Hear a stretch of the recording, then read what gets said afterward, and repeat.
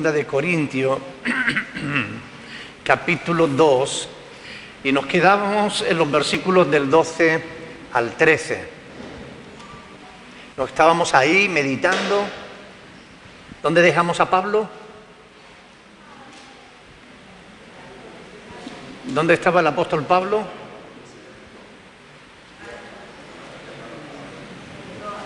Estaba en Troas. ¿Y qué había ido a hacer allí? Había ido a predicar el Evangelio de Cristo, ¿verdad? ¿Fue rechazado como en otros lugares o no? Tuvo éxito, ¿verdad? Se le abrieron puertas. Dios les abrió puertas para la predicación del Evangelio. Por eso precisamente estuvimos meditando la semana pasada sobre el tema de la dirección divina, cómo nos dirige Dios, ¿verdad? No solo a través de las circunstancias, sino también a través de... ¿Qué otra cosa usa Dios para dirigirnos, para mostrarnos el camino que debemos andar? ¿Cómo? No hablamos de Tito. No sé qué pasará por ahí con el sonido. ¿Dónde estará el técnico?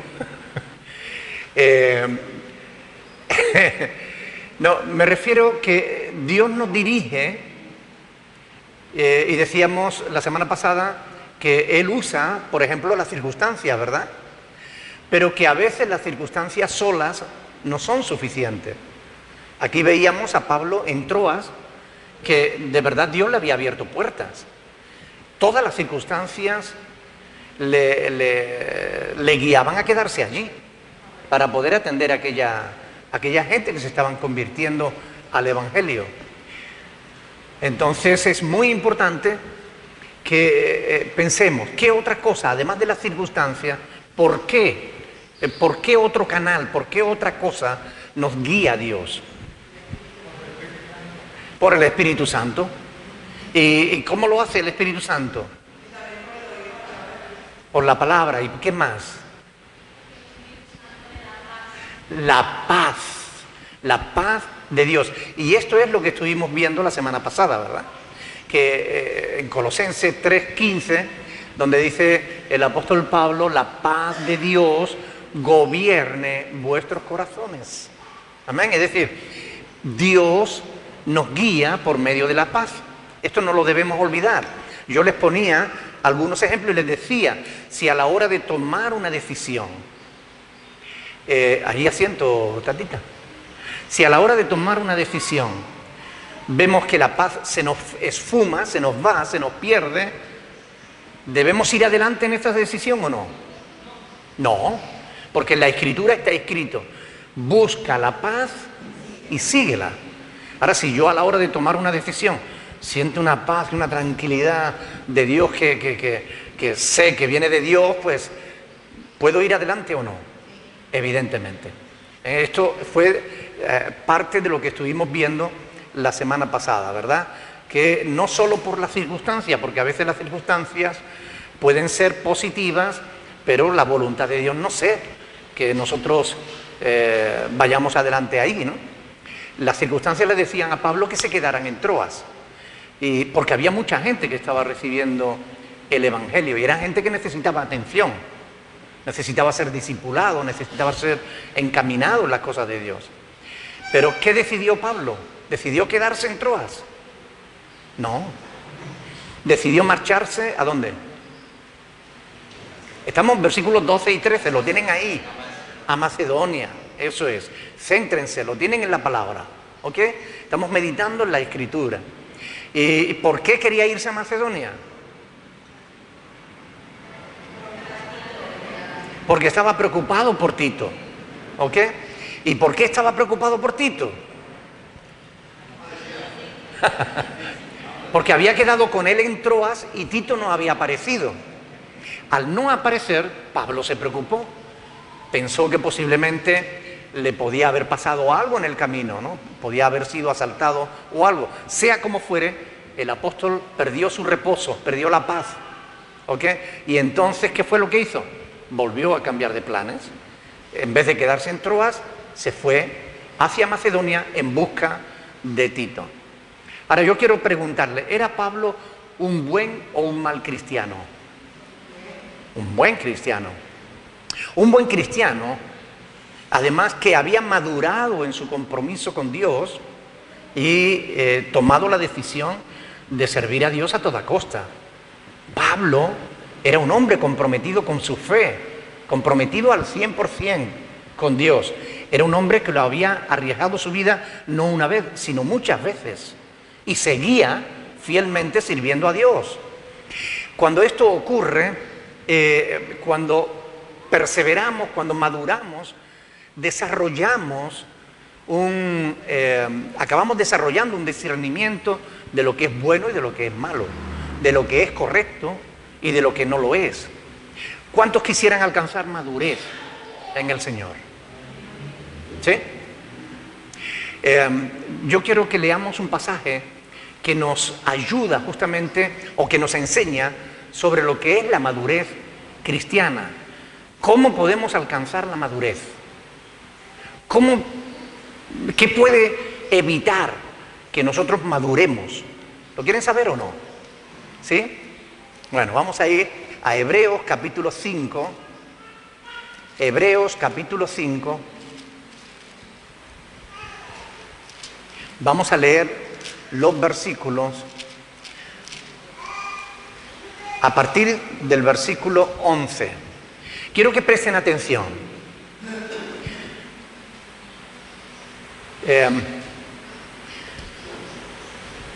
Porque es importante lo que dice aquí la palabra del Señor. Presten atención. Dice, acerca de esto tenemos mucho que decir y difícil de explicar, por cuanto os habéis hecho tardos para oír. Porque debiendo ser ya maestros, después de tanto tiempo, tenéis necesidad de que se os vuelva a enseñar cuáles son los primeros rudimentos de las palabras de Dios. Y habéis llegado a ser tales que tenéis necesidad de leche y no de alimento sólido. Y todo aquel que participa de la leche es inexperto en la palabra de justicia, porque es niño. Pero el alimento sólido es para los que han alcanzado madurez, para los que por el uso tienen los sentidos ejercitados en el discernimiento del bien y del mal. Amén. Vamos a meditar en esto. Miren, es muy importante. Según este pasaje, ¿con qué tiene que ver la inmadurez? Según este pasaje, ¿qué provoca la inmadurez? No prestar atención. No poner la palabra por obra.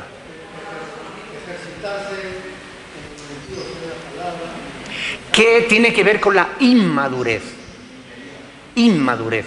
Con la inmadurez, con no ser maduro. No conocer la palabra. Pero agárrense al texto que acabamos de leer.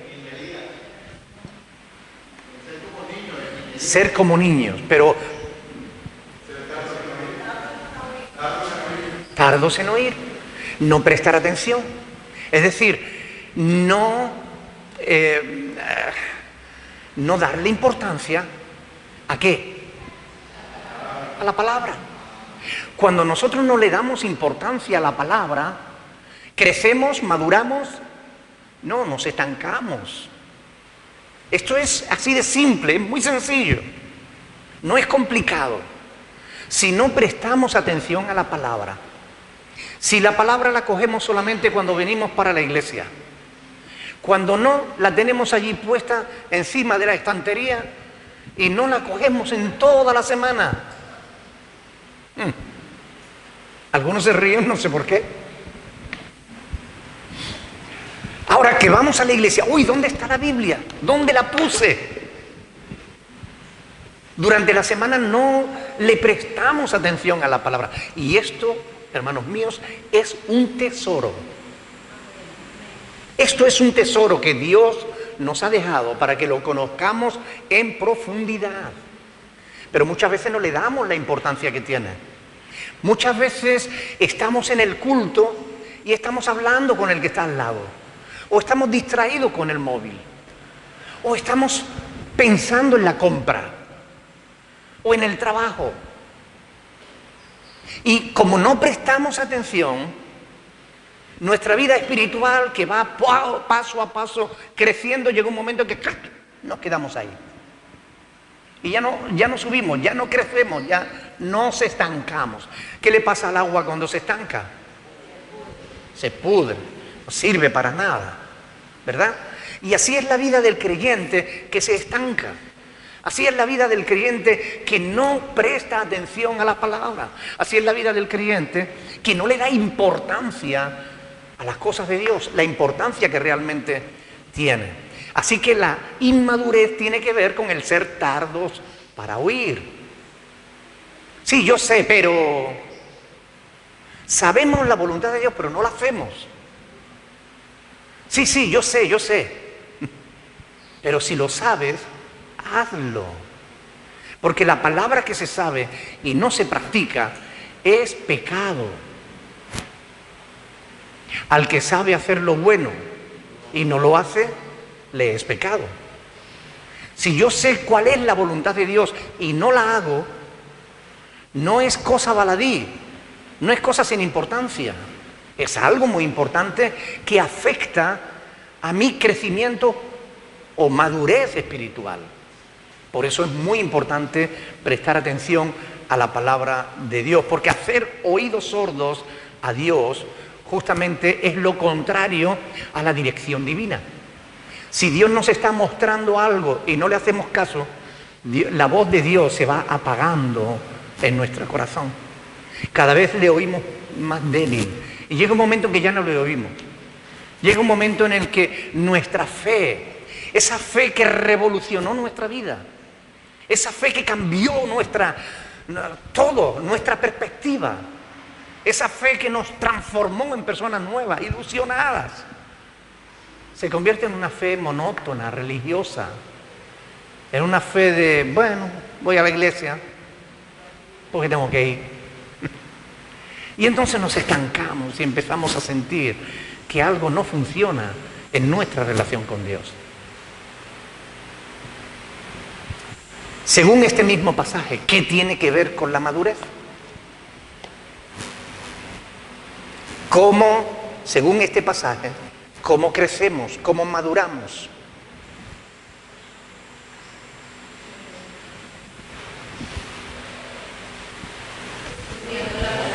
Estudiando la palabra. No te oigo. Estar en lo que tenemos que estar. En la palabra. Ejercer la palabra. ¿Qué significa? Porque cuando dice ahí, dice el que es el alimento sólido es para los que han alcanzado madurez, para los que por el uso tienen tienen los sentidos ejercitados en el discernimiento del bien y del mal. Es decir, por el uso. Están siempre valorando esto es correcto o no es correcto. ¿Y cómo valoramos si algo es correcto o no? Por la palabra. Es decir, estamos ejercitando los sentidos continuamente. No, eso no, porque no le agrada a Dios. Sí, eso sí, porque eso es lo que Dios quiere. Y aunque no te haga gana, lo voy a hacer porque es lo que Dios quiere para mi vida. Cuando ejercitamos lo que sabemos, cuando lo ponemos por obra, cuando ejercemos discernimiento del bien y del mal, cuando no decimos, da lo mismo. No, no da lo mismo. Cuando decimos, no, es importante. Si Dios lo dice, por algo será. Pero es que no entiendo por qué lo dice. Da igual, aunque no lo entienda, si Dios te lo dice, hazlo. Sé obediente, porque a la larga lo entenderás. Pero aunque no lo entiendas, hazlo. Si Dios lo dice, es lo bueno para ti. Es cuando nosotros realmente ponemos por obra la palabra. Ahí crecemos, ahí maduramos. Cuando a cada paso que damos estamos usando el conocimiento que tenemos de la Escritura para saber si algo agrada o no agrada a Dios. ¿Recuerdan Efesios 5, 5:10? Es 10. Comprobando lo que es agradable al Señor. Amén. Comprobando lo que es agradable al Señor. Cada paso que demos. ¿Será esto conforme a la voluntad de Dios? Espérate. Sí, hay un pasaje que dice, estamos ejercitando el sentido de el discernimiento del bien y del mal. Tenemos que hacer uso de esos sentidos. Y así nosotros vamos creciendo, no nos estancamos. Porque es un verdadero drama cuando vemos a una persona mayor que actúa como un niño. Es un verdadero drama. Es decir, cuando una persona adulta actúa sin inteligencia, no es agradable, porque no es normal. Lo normal es lo que dice Pablo en 1 Corintios 13:11, ¿verdad? Cuando dice, yo cuando era niño actuaba como niño, juzgaba como niño. Dice, pero cuando fui hombre, dejé lo que era de niño. Pero un hombre que sigue actuando como un niño, usted... No tiene nada que ver con la personalidad, tiene que ver con nuestra conducta.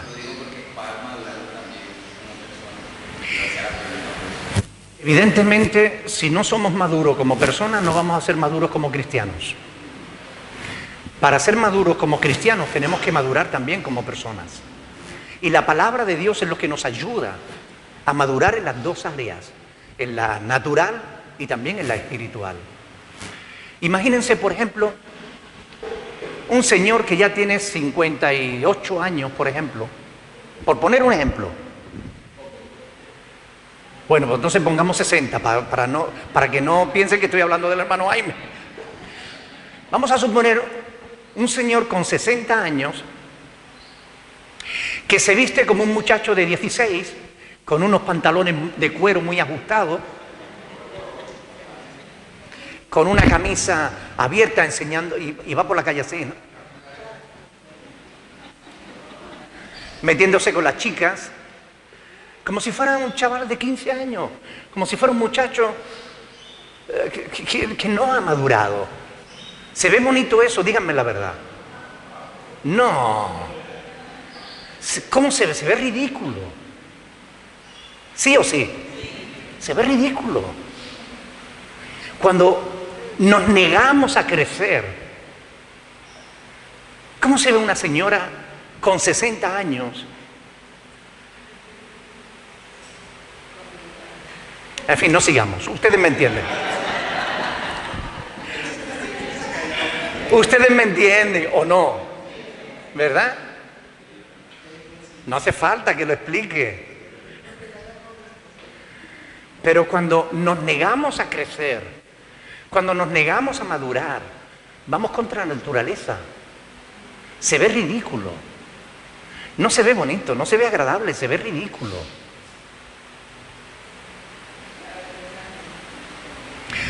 Por eso la voluntad de Dios es que nosotros maduremos, que nosotros crezcamos, no solo en el conocimiento, sino en la puesta en práctica de ese conocimiento. Si no maduramos, debemos pensar que debe haber algún problema en nuestra vida, porque no es normal que el paso del tiempo no nos afecte, no es normal. Hay personas que se han hecho muchas cirugías porque no aceptan el paso del tiempo. Y mira, tú te puedes tirar la piel todo lo que tú quieras, ponerte la comisura de los labios aquí detrás si quieres, pero a la larga se te volverá a caer. ¿Es verdad? ¿Es verdad?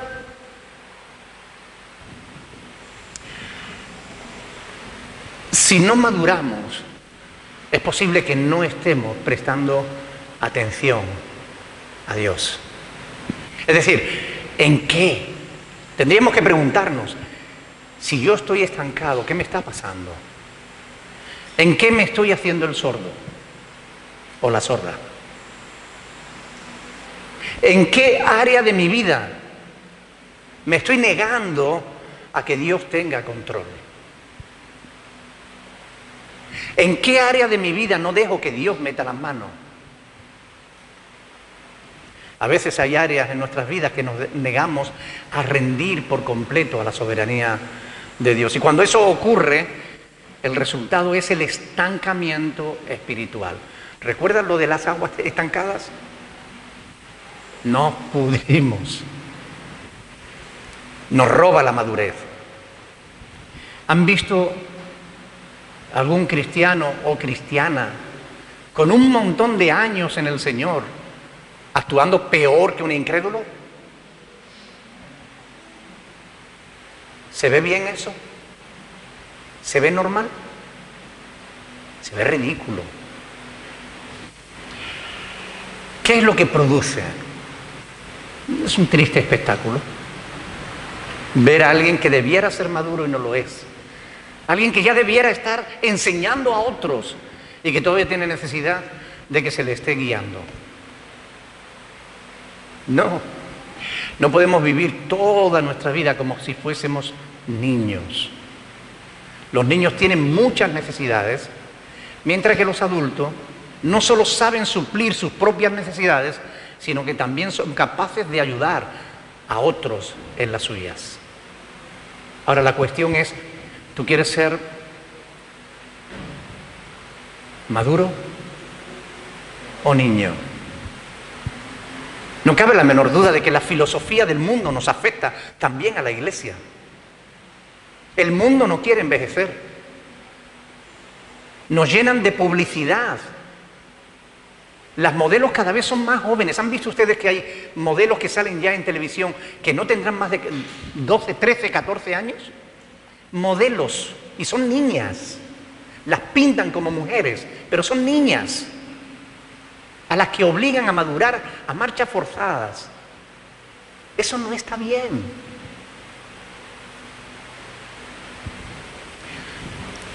Y esa filosofía del mundo que se niega a madurar, que quiere ser eternamente joven, nos afecta también a los cristianos. Muchos cristianos se niegan a crecer, se niegan a hacerse adultos, a hacerse maduros, cuando cada etapa de la vida tiene su riqueza. Eclesiastés 3 dice que todo tiene su tiempo, ¿verdad? Todo lo que se quiere debajo del sol tiene su hora. Y hay tiempo de ser joven y hay tiempo de ser mayor. Y tenemos que aprender a ser mayores. Y no solamente a nivel personal, porque si no lo somos a nivel personal, si no somos capaces de aceptar que vamos siendo mayores y que debemos aceptar nuestra madurez, si no somos capaces de aceptar eso en el plano natural, no vamos a ser capaces de aceptarlo en el plano espiritual. Tenemos que aprender a madurar. Ser maduros no es ser más duros. Hay diferencia. ¿Ok?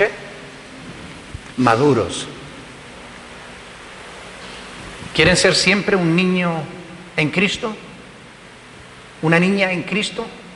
¿Inmadura o inmaduro? Este pasaje de Hebreos nos exhorta a madurar en la fe, al punto en que podamos también ser útiles a otros. Y ahí dice, no todos vamos a llegar a ser maestros en las Escrituras.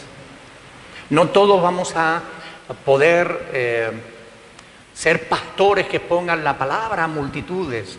No, pero sí que todos podemos compartir con alguien lo que Dios ha hecho en nuestra vida.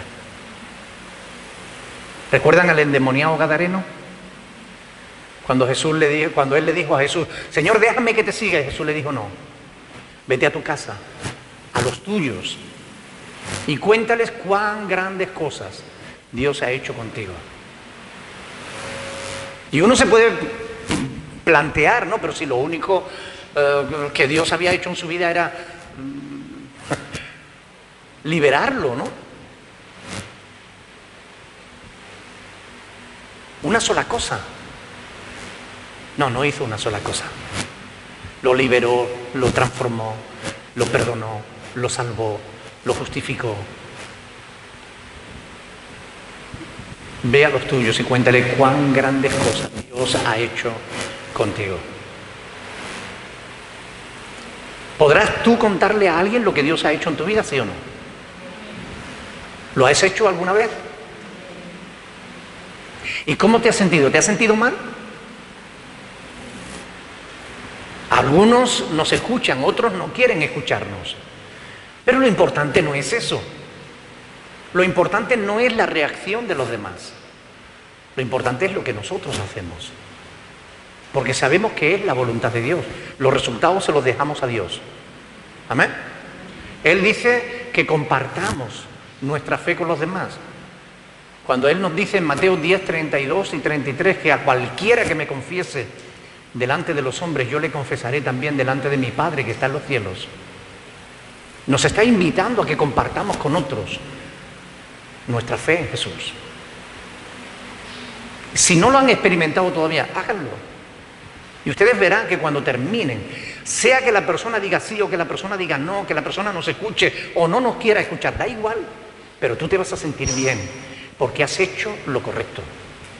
Has hecho la voluntad de Dios. Le has dado la oportunidad a esa persona de conocer a Jesús.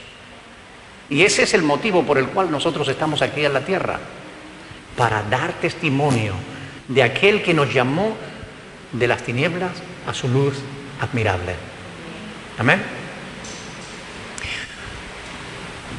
Volvamos otra vez a 2 de Corintios, capítulo 2, donde estamos, versículo 13. Dice, no tuve reposo en mi espíritu por no haber hallado a mi hermano Tito, así que despidiéndome de ellos, partí para Macedonia. La falta de noticias de Tito le preocupó hasta el punto de no poderle permitir seguir estando allí predicando el Evangelio. Su preocupación por Tito fue tanta que se encaminó a Macedonia. Y eso hizo, esperando o quizás sabiendo que cuando volviera a Troas, esa ciudad seguiría estando abierta a la predicación del Evangelio. Después del verso 13 se va a producir un cambio en la escritura de Pablo. Desde el versículo 14 hasta el capítulo 7, versículo 5, es como si estuviera hablando de otros temas. Como si realmente Pablo se hubiera detenido de escribir la epístola para ponerse en camino hacia Macedonia. De hecho, algunos teólogos dicen que fue esa la razón por la cual cambió de tema, cuando volvió a empezar cuando retomó la escritura, ¿no? Pero bueno, no sabemos si eso fue así. Lo que sí sabemos es que hay como un salto desde el versículo 13 hasta el capítulo 7, versículo 5, que él vuelve otra vez a retomar el relato tal como lo estaba haciendo, ¿no? Así que vamos a leer ahora los versículos del 14 al 17. Vamos a meditar los versículos del 14 al 17. Dice la palabra del Señor: mas a Dios gracias, el cual nos lleva siempre en triunfo en Cristo Jesús, y por medio de nosotros manifiesta en todo lugar el olor de su conocimiento. Porque para Dios somos olor grato, grato olor de Cristo en los que se salvan y en los que se pierden. A estos ciertamente olor de muerte para muerte, y a aquellos olor de vida para vida. Y para estas cosas, ¿quién es suficiente? Pues no somos como muchos que medran falsificando la palabra de Dios, sino que con sinceridad, como de parte de Dios y delante de Dios, hablamos en Cristo.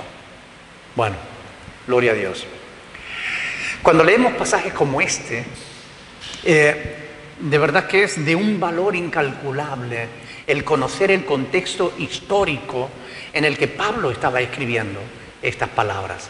Porque el conocimiento del contexto histórico nos ayuda a entender lo que el apóstol estaba escribiendo. Seguramente en esta lectura que hemos hecho hay muchos que no han entendido prácticamente nada. Pero fíjense, es que es muy interesante, ¿no? Cuando conocemos el contexto histórico, nos da un cuadro mucho más nítido, mucho más vivo. Y yo voy a transmitirle a ustedes algunos datos históricos que nos van a ayudar a entender bien este pasaje. Con estas palabras, el apóstol Pablo tenía una imagen en su mente. Él estaba pensando en una entrada triunfal de un general romano. ¿Han visto alguna película donde un general romano entraba victorioso en la ciudad? La gente se ponía a los lados de las calles tirando flores, el general iba montado en su carro de combate, ¿no? Y los prisioneros iban ahí en la procesión, ahí iban sus hombres, su ejército, y llevaban los prisioneros que después muchos de ellos iban a ser sacrificados en honor al victorioso general. Pablo nos está dando esa imagen. Miren, vamos a ir parte por parte viendo lo que él dice aquí en este pasaje. Dice, mas a Dios gracias, el cual nos lleva siempre en triunfo en Cristo Jesús. Es decir, Él quiere que tú te imagines que estamos entrando con Cristo. Cristo es el que va adelante y nosotros vamos con Él. ¿Ok? Vamos en la entrada triunfal. Dice, y por medio de nosotros manifiesta en todo lugar el olor de su conocimiento. En esas procesiones solían quemar especias aromáticas, inciensos. ¿Ok? Y es muy interesante todo esto porque mientras que los espectadores están vitoreando, el general va entrando victorioso, sus hombres con él y los esclavos cautivos que van a morir detrás, encadenados. Y ese sahumerio, esas especias aromáticas quemadas llenaban todo el aire de ese olor penetrante, ¿no? Y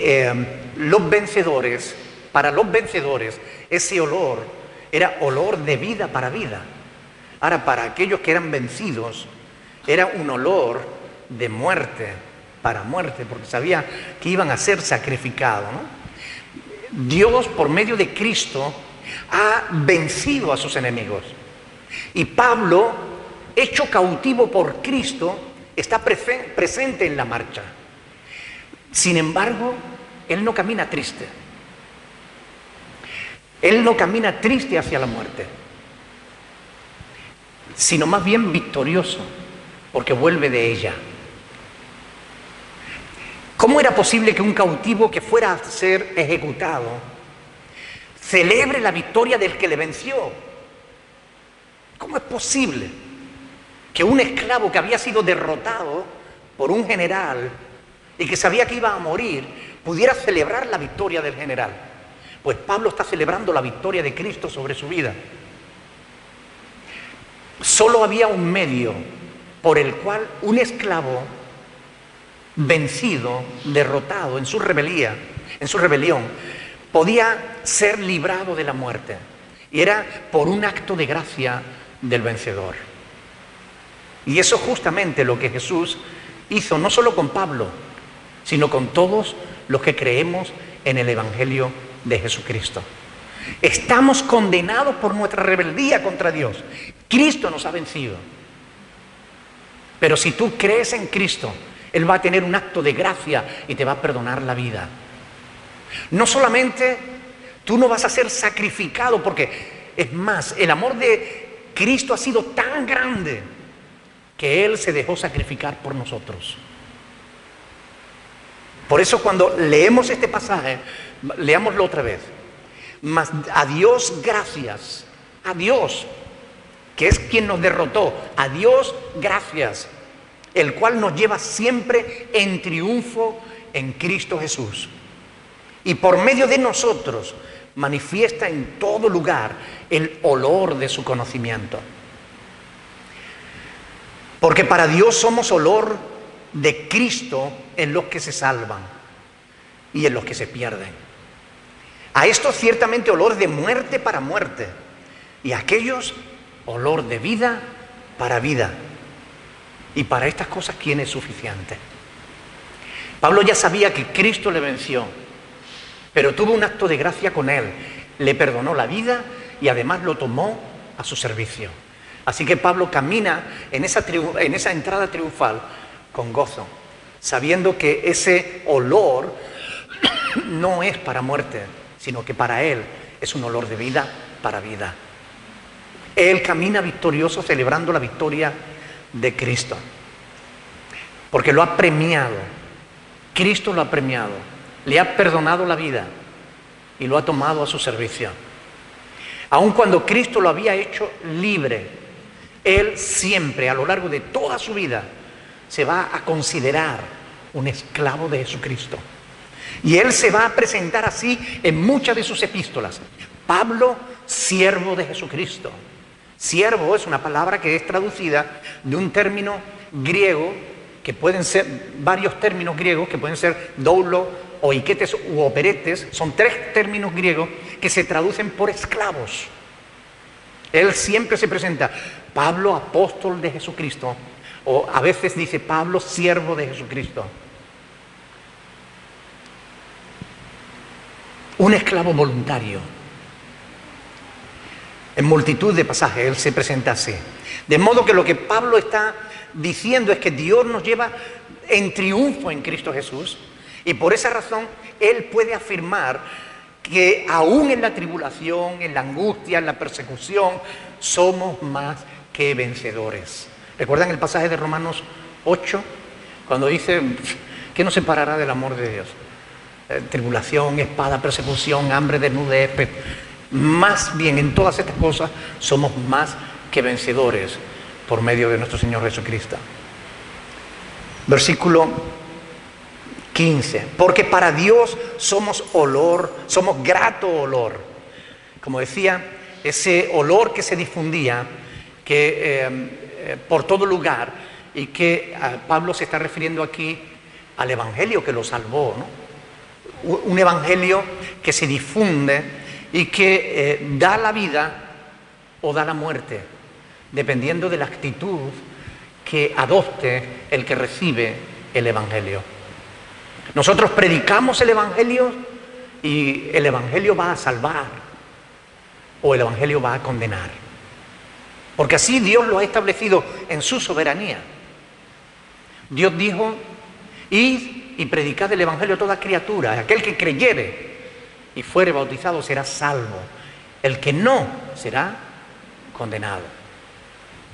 Dios ha querido que el ser humano decida sobre su destino eterno.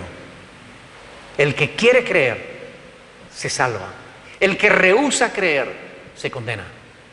Así de simple. Y el conocimiento de Dios incluye, además, no es solamente reconocer que hay un Dios. Por ejemplo, muchas personas dicen, bueno, yo sé que algo hay. Mi madre solía decir eso. Sí, hijo, cada vez que yo intentaba hablarle de las cosas del Señor y demás, ella decía, sí, hijo, yo sé que algo hay. Pero mamá, no basta con saber que algo hay. Si sabes que algo hay, debes conocerlo. Tienes el deber de saber de Él. ¿Cuál es su voluntad para tu vida? No basta solamente con saber que hay un Dios. Tienes que conocer a Dios. ¿Recuerdan lo que decíamos el domingo? No se alabe el valiente en su valentía, ¿verdad? Ni al rico en su riqueza. Dice, mas alábese en esto el que se hubiere de alabar, en entenderme, en conocerme y entenderme. Que yo soy Dios, dice Dios. El conocimiento de Dios incluye conocerle profundamente, servirle, obedecerle, amarlo con todo el corazón, con todo el alma y con toda la mente. Porque si no lo hacemos así, el perjudicado vamos a ser nosotros, no Dios. Son muchas las personas, especialmente mayores, que dicen eso, ¿no? Yo sé que algo hay, ¿no? Pero no se interesan por conocer a Dios. No se interesan por profundizar. Y cuando alguna lo hace, descubre realmente a un Dios maravilloso que le ama y que transforma su vida para mejor.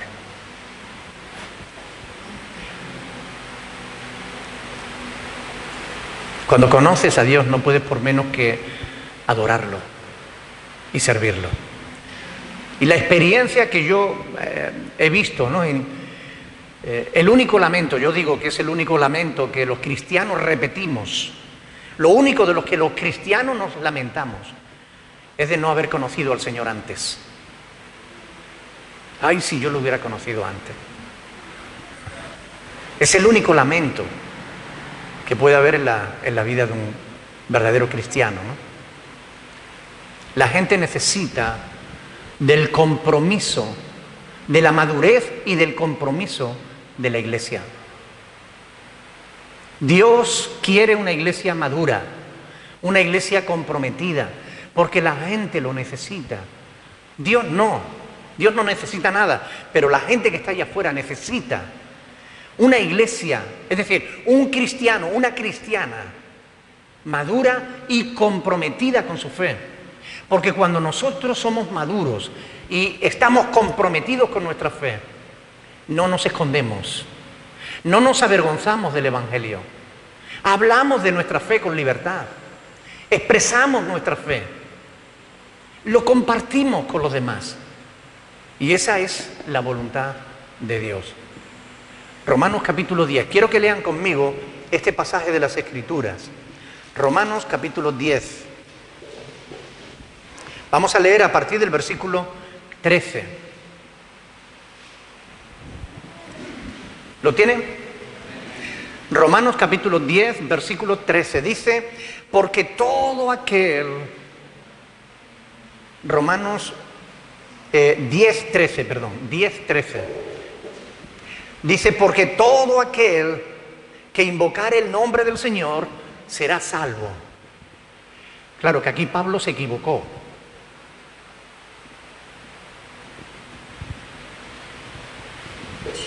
Porque solo los escogidos pueden ser salvos, ¿no? Y hay gente que van a clamar a Dios y no van a ser salvos, ¿no?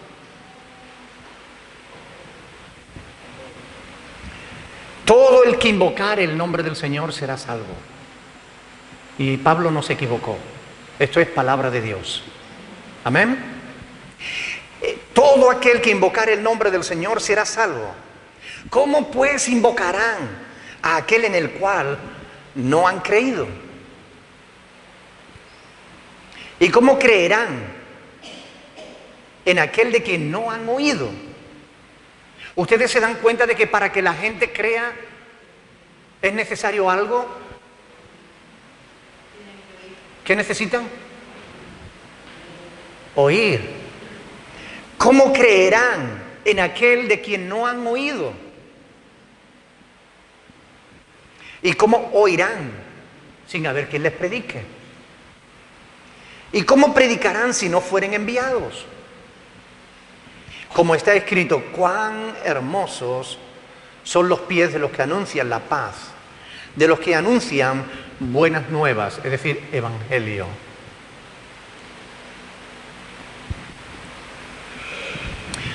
¿Das a conocer a Cristo? ¿Compartes tu fe con los demás? ¿O procuras evitar el tema?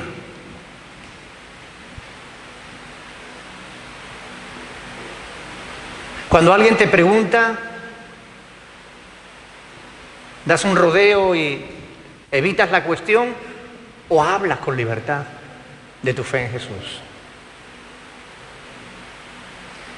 Porque la gente necesita oír para poder creer. Y no van a creer si no hay quien les predique.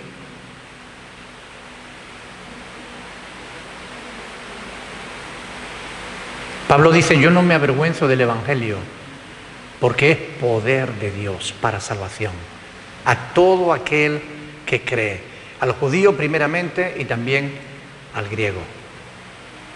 Por tanto, dice Pablo, no te avergüences de dar testimonio de nuestro Señor. No te avergüences de dar testimonio de nuestro Señor, ni de mí, preso suyo, dice Pablo, sino participa de las aflicciones por el Evangelio según el poder de Dios, quien nos salvó y nos llamó con llamamiento santo, no conforme a nuestras obras, sino según el propósito suyo y la gracia que nos fue dada en Cristo Jesús antes de los tiempos de los siglos, pero que ahora ha sido manifestada por la aparición de nuestro Señor Salvador Jesucristo, el cual quitó la muerte y sacó a luz la vida y la inmortalidad por el Evangelio, del cual yo fui constituido predicador, apóstol y maestro de los gentiles, por lo cual asimismo padezco esto, pero no me avergüenzo. No me avergüenzo porque yo sé a quién he creído. Y estoy seguro de que es poderoso para guardar mi depósito para aquel día. Amén. Eso está en 2 de Timoteo 1, del 8 al 12. Así que Pablo, por medio de este pasaje, de este versículo 15, está hablando del aroma de Cristo que se extiende y que es percibido por los que se salvan, así como por los que se pierden. Es decir, es el Evangelio, un aroma que da vida o muerte a quienes entran en contacto con él. El Evangelio tiene el poder de salvarte si lo crees, pero si lo rechazas, tiene el poder de condenarte. Versículo 16, 2 de Corintios 2:16. A estos ciertamente olor de muerte para muerte y a aquellos olor de vida para vida. Por la predicación de las buenas nuevas, Pablo y sus colaboradores traen la vida a los que creen, de modo que todos juntos se regocijan por la palabra de vida. Pero la ira de Dios está sobre los que rechazan el mensaje de salvación. Y quiero que vean conmigo un pasaje. Juan capítulo 3, versículo 36. Juan 3, 36. Y este es un pasaje importante a tener en cuenta.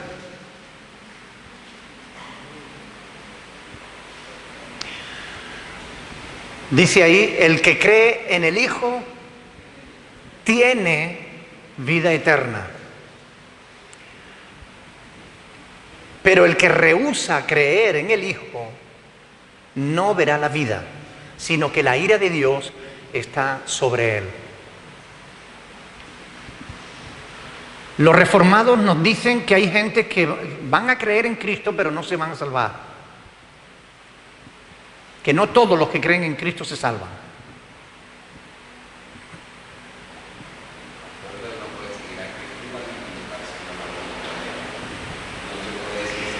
¿Y quiénes somos nosotros para juzgar eso? Juan 5:22 dice, todo juicio dio Dios al Hijo. Solo el Hijo puede juzgar para salvación o para condenación. Solo Jesús.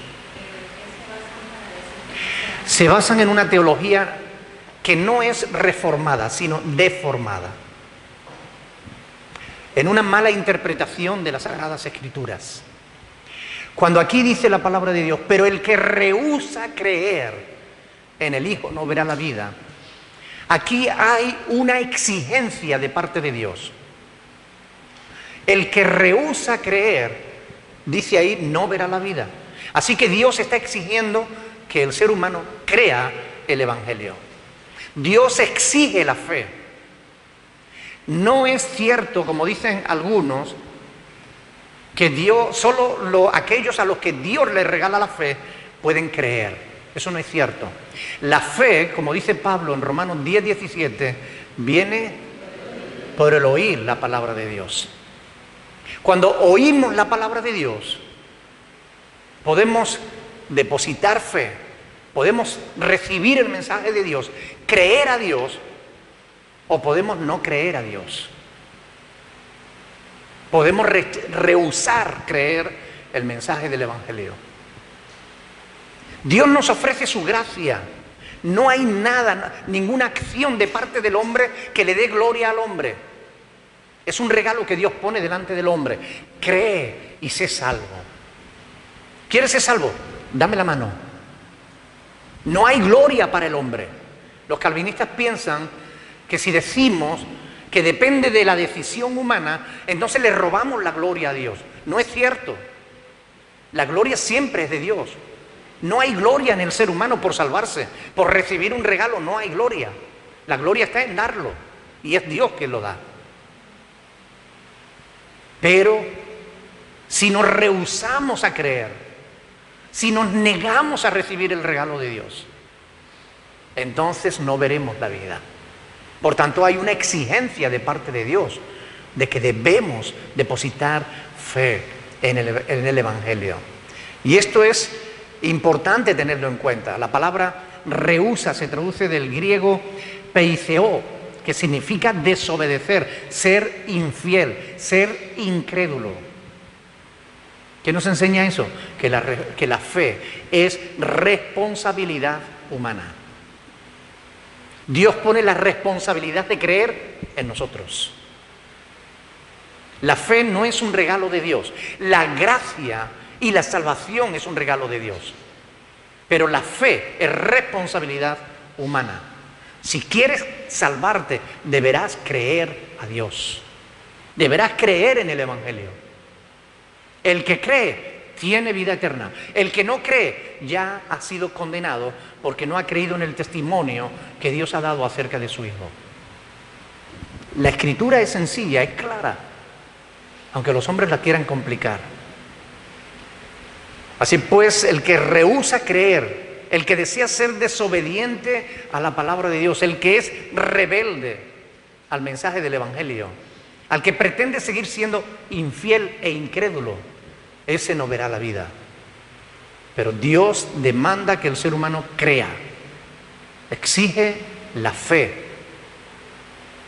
que viene por el oír de la palabra de Dios.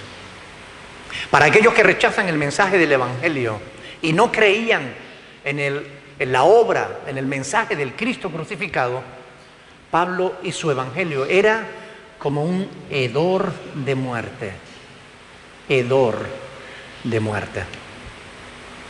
Por mucho que pretendan convencernos de que Dios solo quiere salvar a unos cuantos, la Biblia dice claro que Dios quiere que todos sean salvos. Segunda de Pedro, capítulo 3, dice el apóstol, si el Señor no retarda su promesa, según algunos la tienen por tardanza, sino que es paciente con todos, con nosotros, no queriendo que ninguno perezca, sino que todos procedan al arrepentimiento. La palabra de Dios en multitud de pasajes nos dice que Dios ama al mundo, no a unos cuantos, y a los otros los condena y no se pueden salvar bajo ningún concepto. Eso es falso. Yo batallo todos los días con doctrinas, con herejías de este tipo.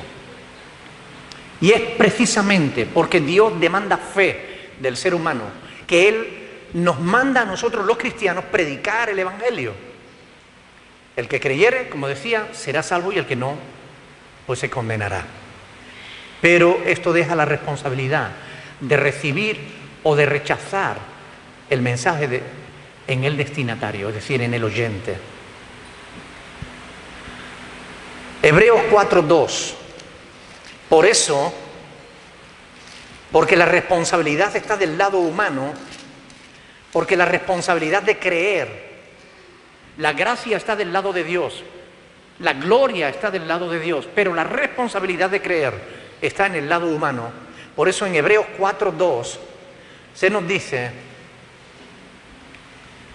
porque también a nosotros se nos ha anunciado la buena nueva como a ellos, pero no les aprovechó el oír la palabra. ¿Por qué? En los que la oyeron.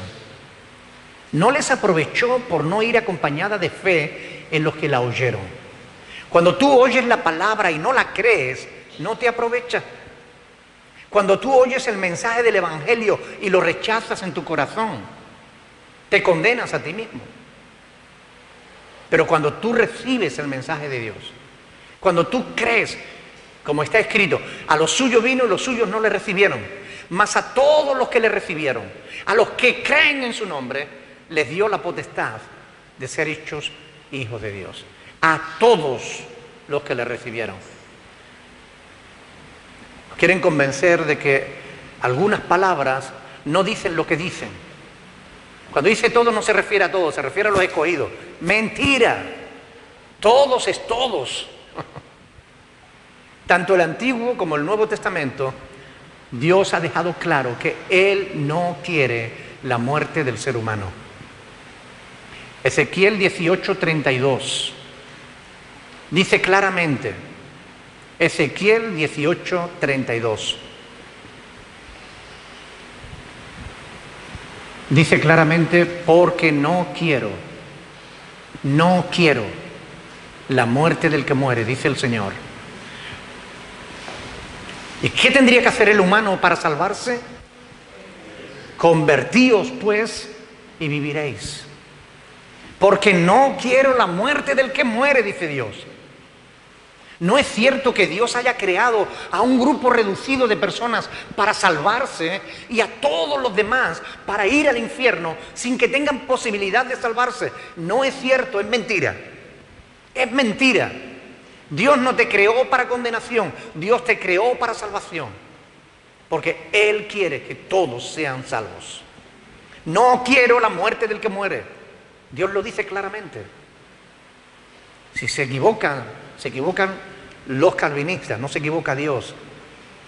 Según algunos, es imposible que el impío se vuelva de su mal camino. ¿Pero qué dice aquí? Convertíos pues y viviréis. Convertirse significa volverse del mal camino. La Biblia nos dice justamente lo contrario a lo que nos dicen los calvinistas. Dios pone sobre el ser humano la responsabilidad de recibir o de rechazar el amor de Dios. Ezequiel 33:11.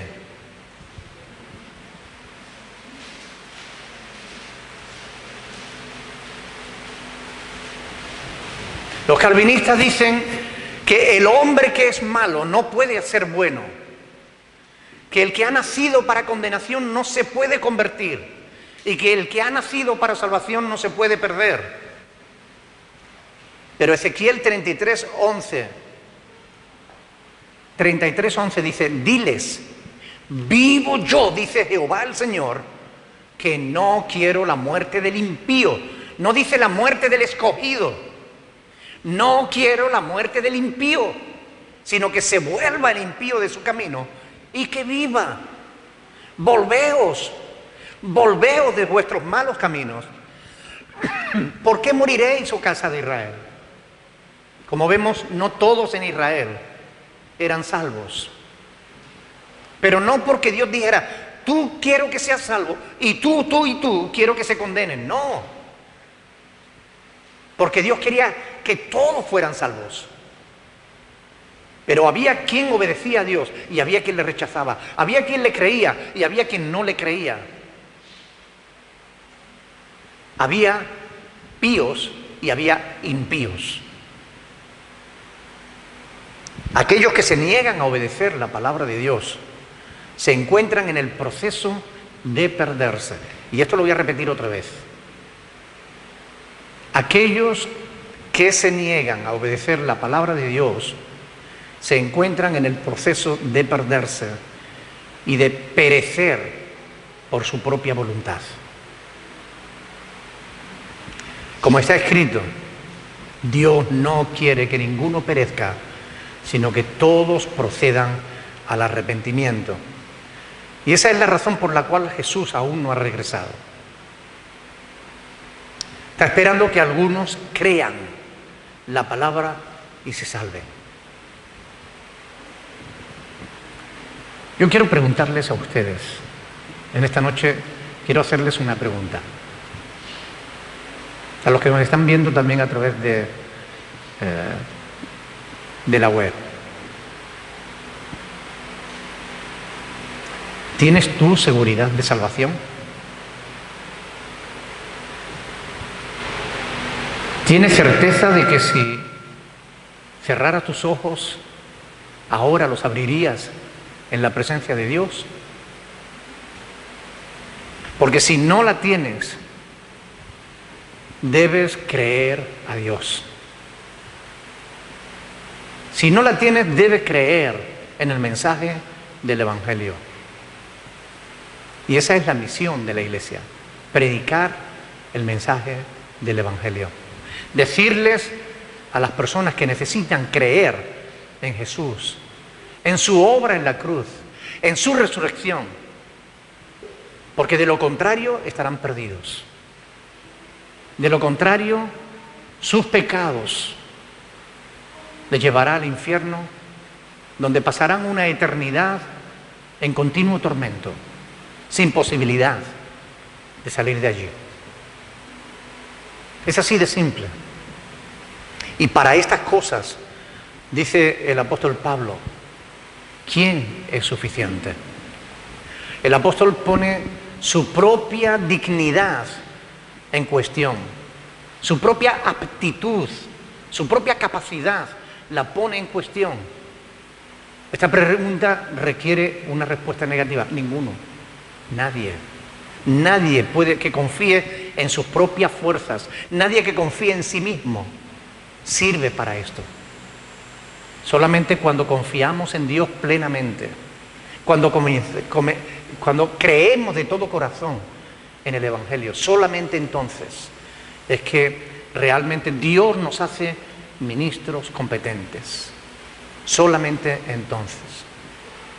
Para estas cosas, un pastor puede estar preparado para predicar el domingo y algunas veces durante la semana. Además, están sus deberes de estudio, la enseñanza, la preparación de obreros, la supervisión de responsables, las sesiones de planificación, asesoramiento, consejería, las visitas, las bodas, los funerales, la supervisión de los distintos departamentos de la Iglesia, la promoción del evangelismo, de las misiones, todo un sinfín de responsabilidades.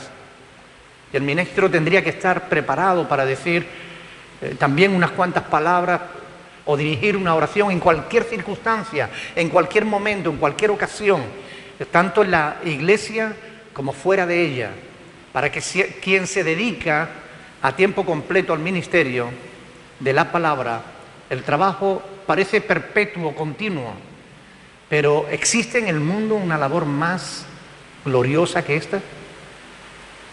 Realmente no existe. Pero al mismo tiempo, ¿existe una labor con mayor carga de responsabilidad? Tampoco existe.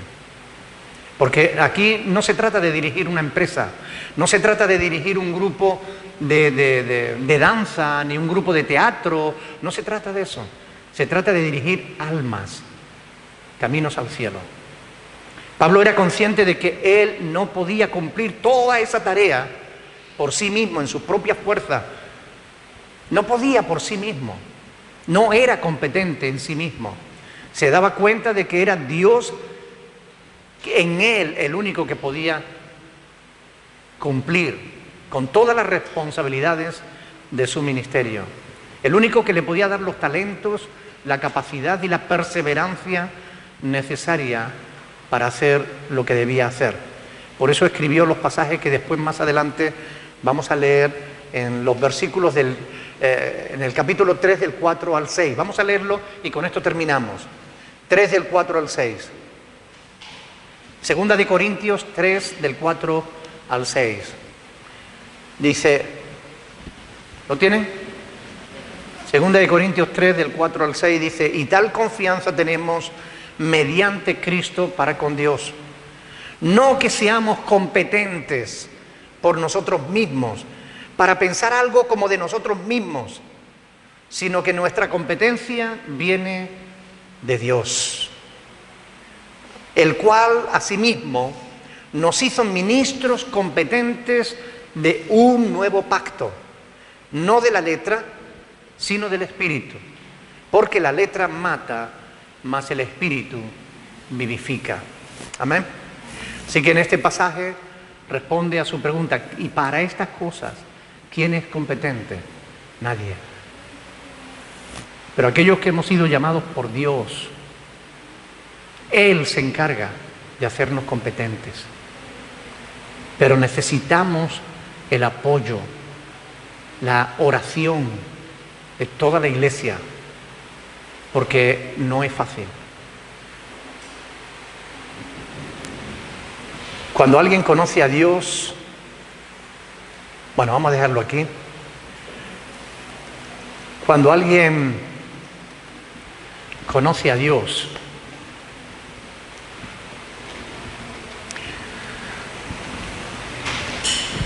Dios lo llama no solo a la salvación, lo llama también a cumplir un ministerio. Tú tienes un ministerio. Quizás no vas a ser evangelista o predicador, pero tienes un ministerio que cumplir. Salir allá afuera como un cristiano maduro, como una cristiana madura, y anunciar las virtudes de aquel que te llamó de las tinieblas a su luz admirable. Amén. Ojalá que todos nosotros podamos ser verdaderos canales a través de los cuales otras personas puedan conocer de Jesús.